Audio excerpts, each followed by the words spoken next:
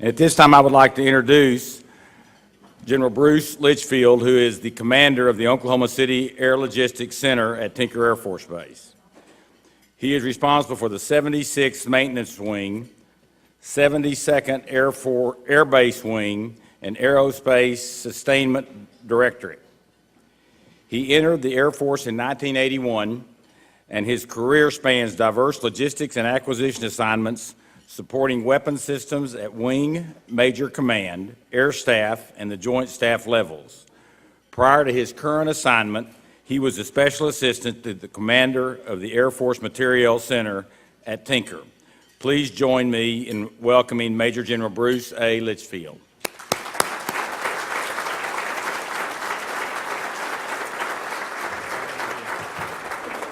Well, good afternoon, everybody. How are we doing? Now, you know what kind of a day it is in Oklahoma, right? Well, if you're going to have me speaking here, you got to learn what kind of day it is. It's a great day to fly, all right? So if you're out at Tinker Air Force Base, when you came to work this morning, you might not have known exactly what was going to happen, but you sure knew it was a great day to fly and generate air power, because that's what we do on a daily basis. And I'm going to tell you, by the time I'm through, I hope you know we do that better than anybody else, and we're pretty proud of that. First, thank you. I can't help this. I'm sorry. It is. When you open up the paper and know you're going to be introduced by King Carl, it's a great day. It's a special day. I mean, I just can't believe how great it is. Thank you. I've never been amongst royalty. And thank you, Roy and Ray. Dave, what a great place to be here, and I couldn't think of anything more I'd rather be doing today. So let me kind of tell you what I'm going to walk through. I'd like to talk to you about the environment that I think I work in, or at least that I operate in. So we'll kind of define the environment. Then I'd like to tell you, in military parlance, I'd say the commander's intent, but I think in the chamber I'll call it the business model. Talk to you a little bit about the future that we're going to go through, and then ask a little bit about where I can use some support and where I would reach out to the community, and then just close it up. So that's what I'm going to talk about, and if you stop listening halfway through, that's okay. But if I stop speaking before you stop listening, we'll have questions and answers when we're all done. So I think we got a win-win for everybody across the board. Let me talk about the environment that I operate in. Some people ask me what keeps me up at night. Well, I hit the gym at 5 in the morning, and there's absolutely nothing that keeps me up at night. In fact, if I can make it to the weather on the 10 o'clock news, I feel good. But there are some things that wake me up earlier in the morning, and I think that as I got older, I find that waking up early in the morning seems to come with the age thing. So let me just tell you two things. Every morning when I wake up, or when I get going, the thing that I focus in on are two things: the war that we're engaged in, and the budget environment that we deal with from the Washington environment. And let me talk to you a little bit about that. What's the war? Well, at Tinker Air Force Base, everything that we put out in one way or the other is going to hit and support someone in the area of operations in Iraq or Afghanistan. And it's going to do it quickly, sometimes the next day. And what we want to make sure of is that what we put out, if it gets in an airman, soldier, sailor, or Marine's hands, will execute and be able to save a life, turn the tide of a battle, or potentially win a conflict over there, and we want to make sure we do that right. Now, I kind of tell you this: are we having some success? On page 4, I believe, of the paper on Sunday morning, about a week and a half ago, there was a picture of Vice President Biden turning over Camp Victory in Iraq back to the Iraqis. Now, page 4, mind you, of the paper. What that told me was we had secured the security enough in Iraq to turn it back over to that government. To me, that was huge. If you've ever been in Camp Victory was where Saddam Hussein had all his palaces. After we captured Baghdad, Camp Victory is where General Odierno, who commanded the troops in Iraq, had his headquarters, and all the command headquarters was it. And we were able to give that back to the Iraqis as we pulled out. That, to me, was huge. And so I felt really good about that. I felt good that our nation and the folks that were over there fighting that war, we had gotten to a point where we had trained up enough of the Iraqi military that we felt confident enough to pull out. That's pretty major. Now, the war on the other side, though, in Afghanistan, still a long way to go. I mean, I was just over there in March. I will tell you right now, we are making progress. The question is, how much progress do we have to make before we can do the same? And what's the terms of victory? That's still, we have to go. And there are people in harm's way every day in Afghanistan, and there's some very, very dangerous places.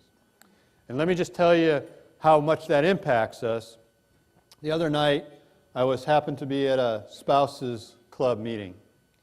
And they were all sitting around the table, and I asked the question, how many of your husbands are deployed? Well, I shouldn't say husbands. How many of your members are deployed?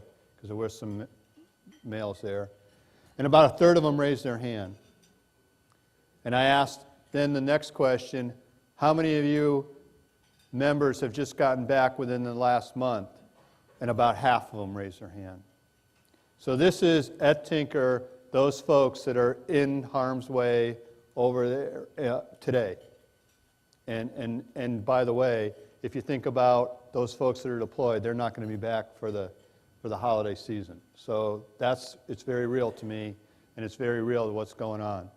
And we're in it to win it, and I'm really proud of the members that we push out at Tinker and go support the area of operations. So that's my number one. And let me talk about number two, and that's the budget.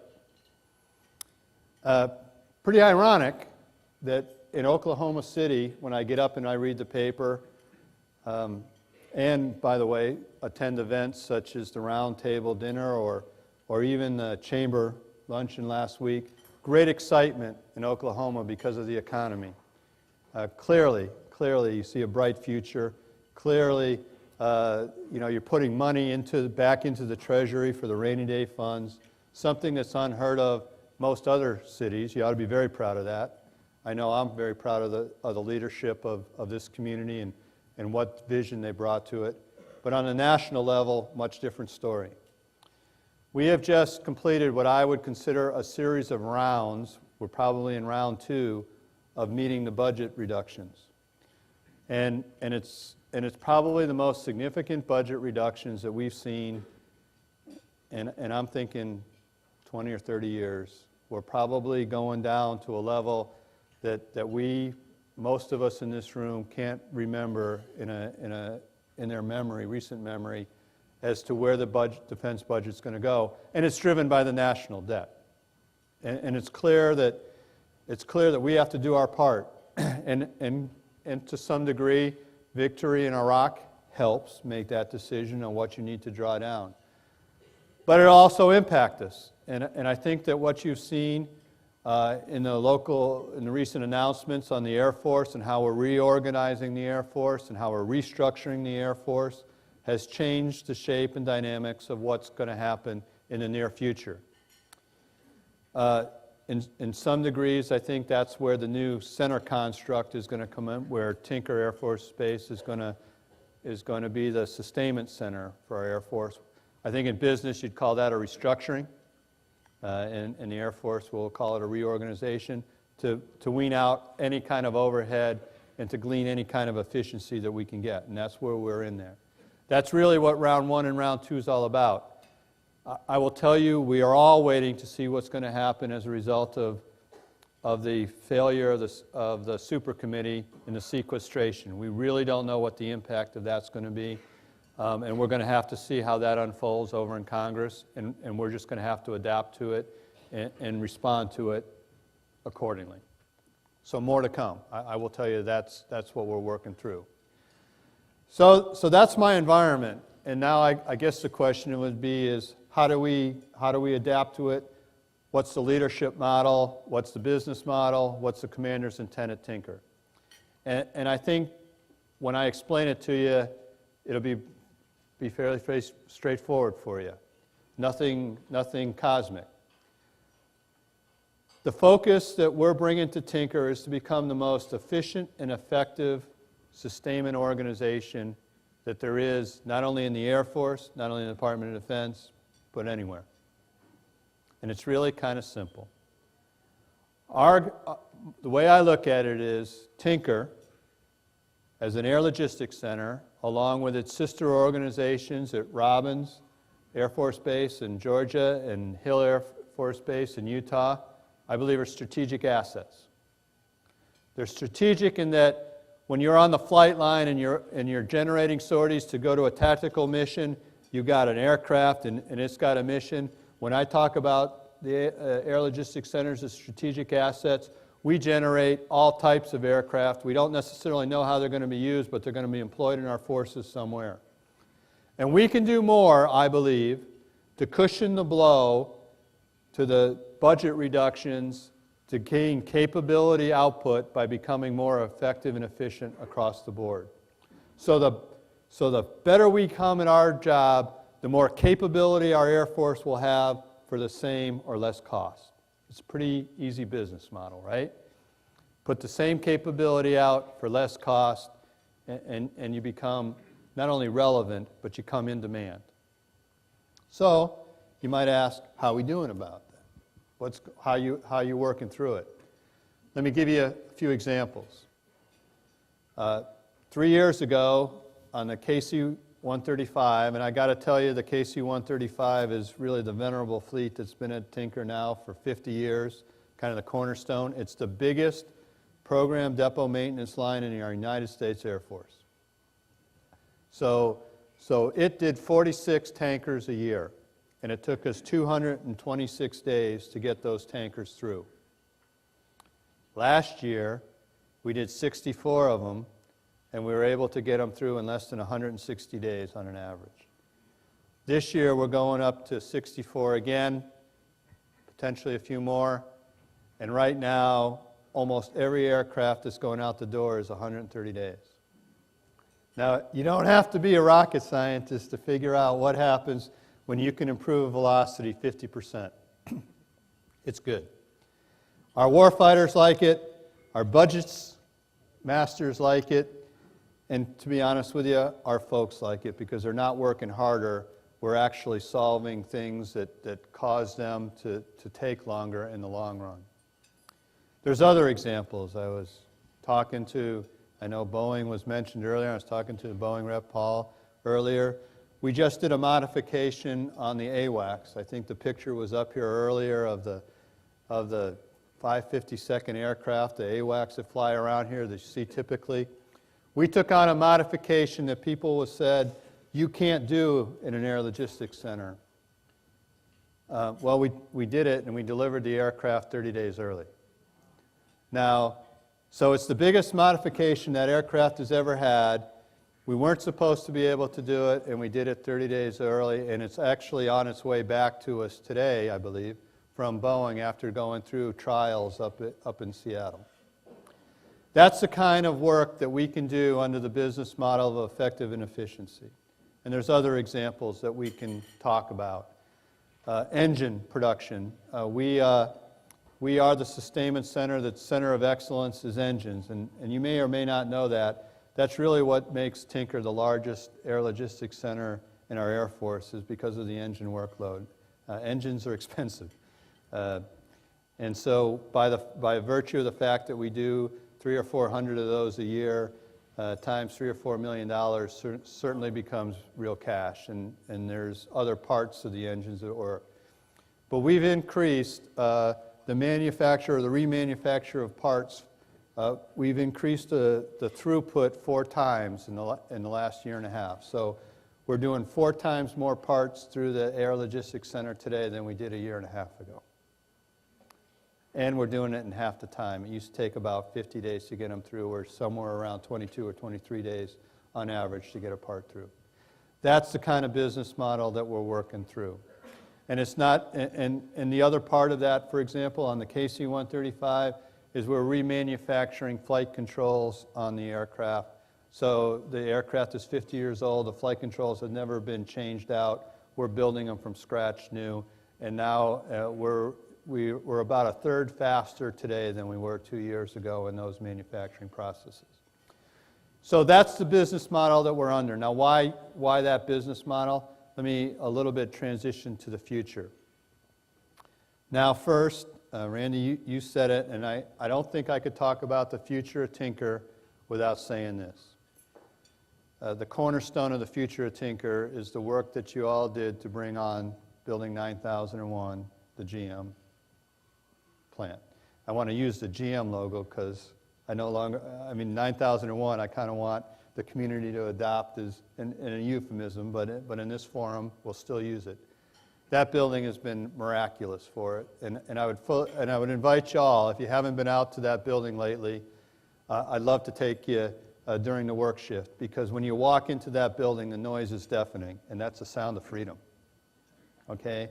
That's about 1,500 to 2,000 folks in there getting it done on a daily basis, and whether it's producing engines, flight control, sheet metals, booms for the tanker, we're putting in a new composite shop in there, and we're even putting in a new software capability so that we can expand our software workload at Tinker, all because of the work that you all did to bring that across to us. So that's really the cornerstone of what our future is at Tinker, and I just need to say thank you. Okay, great job, great vision, great foresight from this community. It wouldn't happen without you.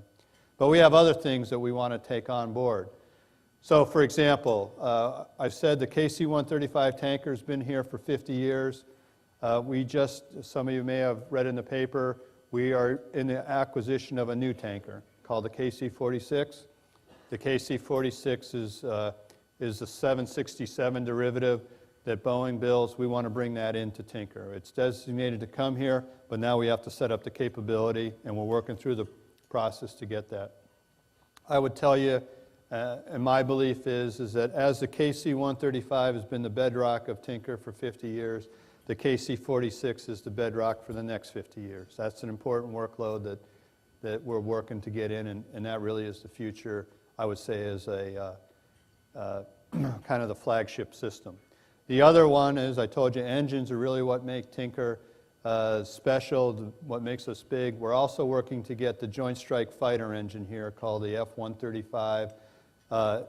Just as the F-16 engines is really the hallmark of what we do in the engine, the JSF engine will be the hallmark for the future. So again, in the engine community, that's the flagship, and that's what we're setting up. That's what we're working with a partnership now with Pratt & Whitney to help bring on board, and we're setting up shop to do that now. So those are the two long-term, long-haul sustainment capabilities for Tinker. The other ones that we're working through are aircraft modifications. You know, just like we did for the AWACS, we're also trying to do it for some of our bomber fleet to bring in some of those modifications, and if we can do that, then I think that what we've got here is progression. And what I'm really looking for, I forgot to mention one thing under the business model. I may be some people have said that I may be demanding. I don't know where that reputation comes from. But I will tell you that here's what I'm demanding of our folks. We are not going to settle until we're executing at our maximum potential. And it's what I tell my kids every day before they go to school, do your best. We're working on what our best is, what we're fully capable of doing, and then continually, incrementally building our capabilities to get there. So that model is not only to make us the best air logistics center, it's really to make us the world-class facility around the world. And I don't think that's out of reach. And let me just tell you why.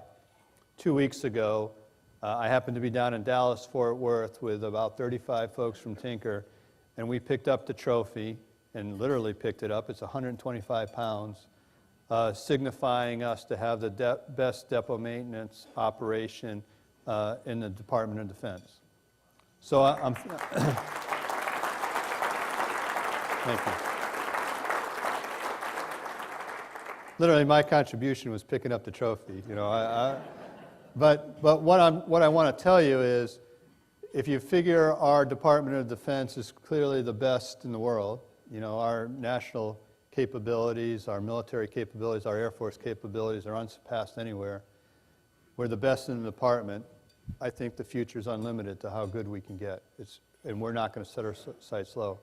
And the last part of the future, I really do believe, is in the software arena.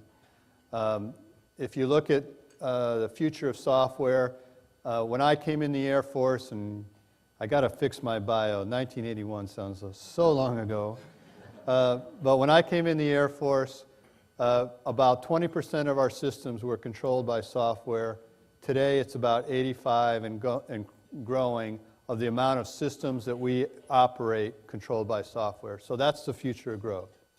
That's where I see the future and how I see it unfolding and what we're going to try to do to be competitive in the arena to ensure the viability. And what I don't want to ever hear, it doesn't fit into my lexicon, although I'm sensitive to it because of the emotion. I never want to, I will not BRAC-proof tinker, but I want to make it so it's not even in the discussion. Okay? I mean, there's a nuance to what I'm saying, and the nuance is I will not do anything to get in the way of a BRAC. I want to put it so that's not even in the discussion. Okay?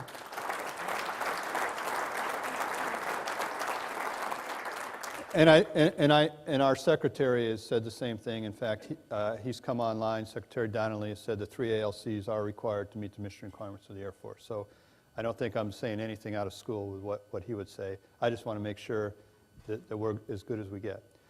There is one more thing about the future that I would be remiss if I didn't talk to. I talked about capability and talked about Tinker.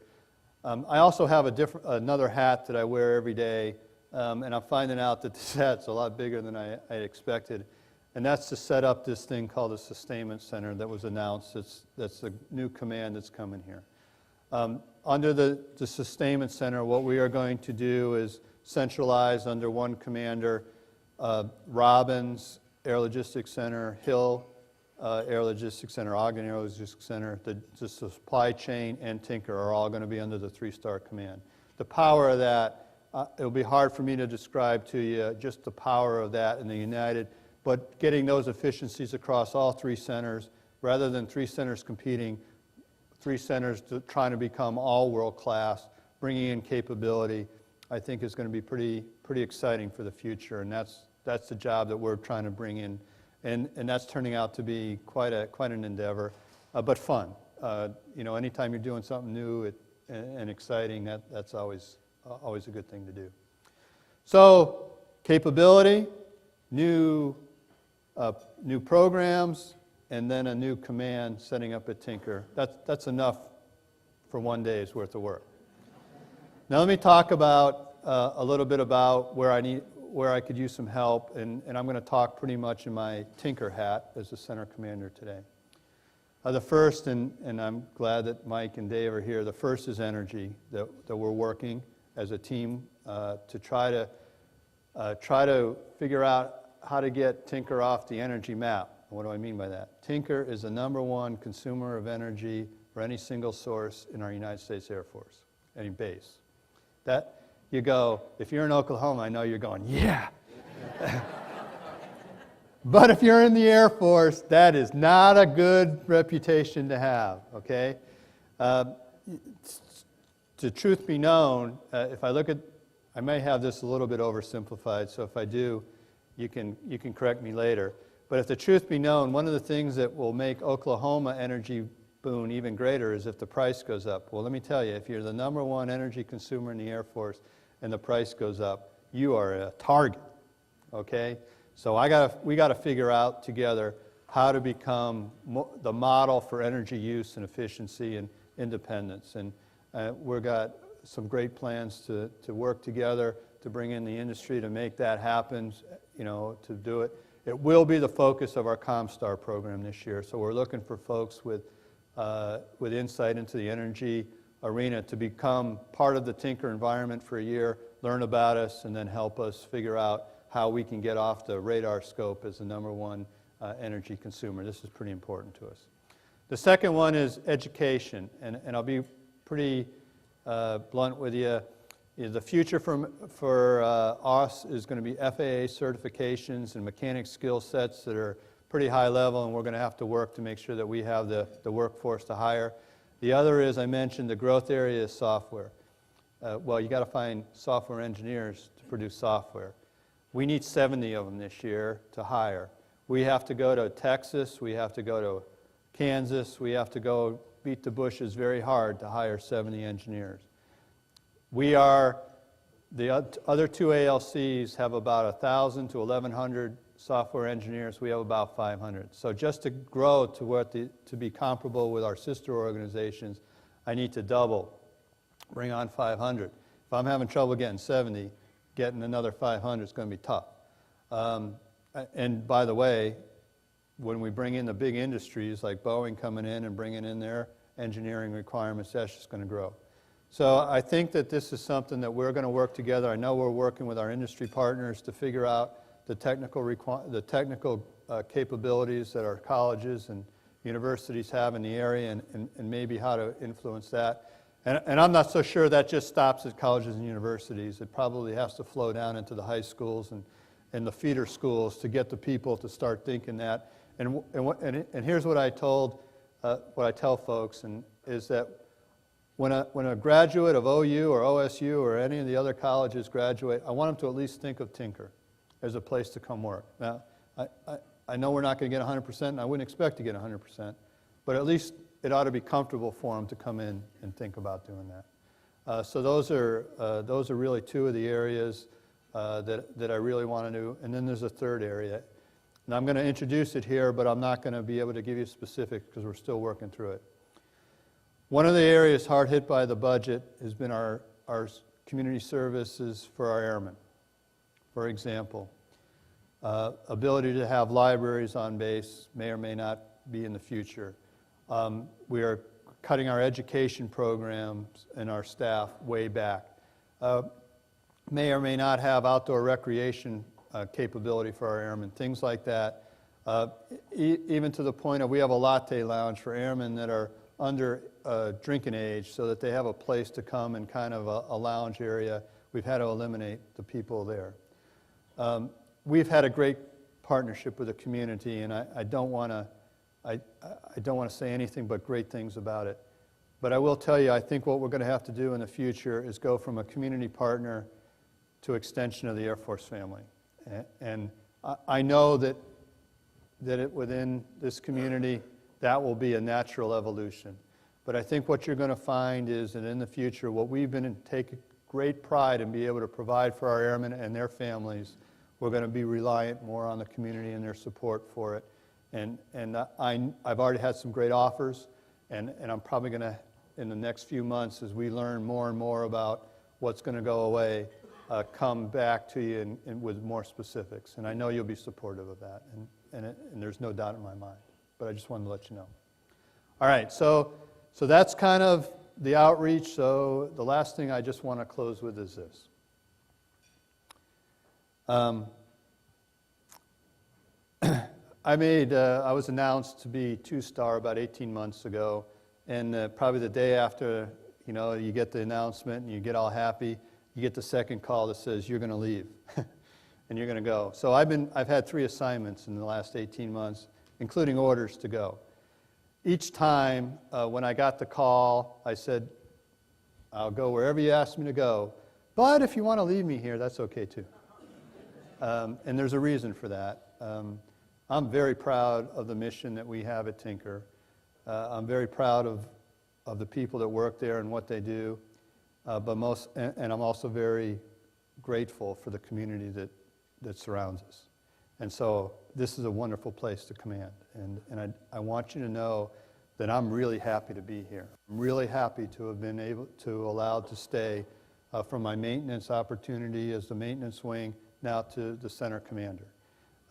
And it has a lot to do with the people that are in the room, the support we get from all the leadership around. And the other thing that I want you to know is this. you can be very proud of the airmen that you have at Tinker, our airmen. Now, whether you define the airmen as the civilians that come to work or the contractors that work on base or the folks that wear the uniform, you need to be very proud of them because they are doing a great service to our nation and they are making a difference every day.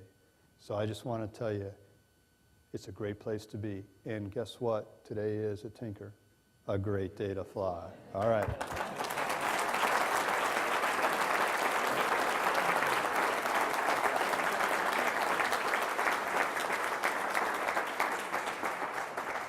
This time we'll take some questions from the audience. There are some people around with microphones that will let you ask your question, and please raise your hand if you have a question. All right, I like this audience. This is pretty good. I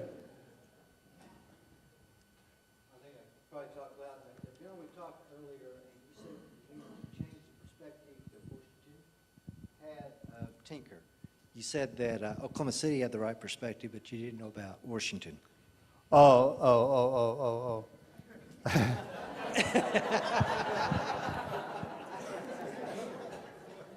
No, I think perspective is, let me put it to you this way. I was fortunate enough and grateful enough to be able to be invited to the roundtable dinner celebration holiday in November. The energy at that dinner was electric. Nothing but optimism. I mean, truly optimism about the future, you know, and it didn't really matter whether you talked business or opportunities or growth or whatever, the optimism was there. You go to Washington inside that beltway, that's not the perspective that you have in there. I mean, there are some fundamental tough decisions that our lawmakers, our elected officials have to make to get us, to me, and I'm going to put it in this way, to secure our nation's future. Now, you can use security in a lot of different ways, but to secure our nation's future, we can't be in the debt situation that we're in today. And there's no easy answer. And so when you go to Washington, it's tough. It's a knife fight to some degree, and there's no, and so they've got to work through those two tough problems. So I contrast that with Oklahoma, who, I mean, if you wanted to do something tomorrow and you can make it happen, and then in Washington it's not that way, and I think we all see that. So when I look at perspectives, I go, if we could take the make it happen perspective and translate it to Washington, that's what I do. My perspective is from Tinker, looking out and saying, wow, you know, I can get energy in Oklahoma, and it's hard to get that same feeling of optimism when you're in Washington. Whew. Thanks for letting me correct that.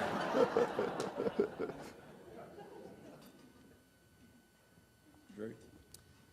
You talked about some of the things that are going to be changing as far as downsizing, those sort of things. Could you talk about any expansions you were there?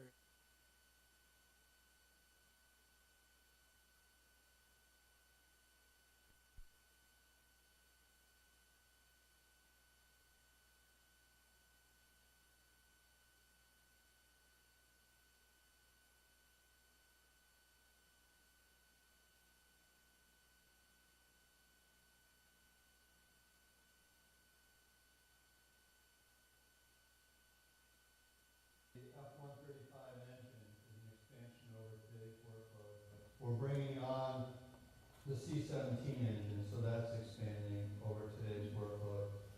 And then in the engine arena, we're actually right now over near 9001 putting in a new engine test cell out there. And then we have to add a test cell to, if you look at the turbofan engines that go on the big new commercial aircraft, we've got to get a test cell capability to do that. And then, of course, I talked about what I believe is an opportunity for expansion in the software arena. So there's a mix of, with the new workload comes in there. Now, let me be a realist too. If the force structure in our Air Force goes down because of the next rounds of budget cuts I do, we see, you can expect that there may be less work if I just kept it today. If we didn't bring in any more new work, you would expect that as force structure draws down, work would go away. That's where the business model comes in. We contract out, and this is where this is where we contract out a lot of work. And the question is, if we become the most efficient and the most effective at what we do, you would expect the Air Force to bring that work in. So I think the model that I would call in the chamber is called insourcing, right? And so my goal is to make sure that when you make the economic decision, insourcing is the right decision for our national defense, not depot protection, but it's because it's the right decision to do because of a business case. In fact, this morning, I spent about an hour and a half talking about a business case on how a corporate America would make a decision as to whether Insa may buy or how we would do it. And so that's what we've got to work on in the future.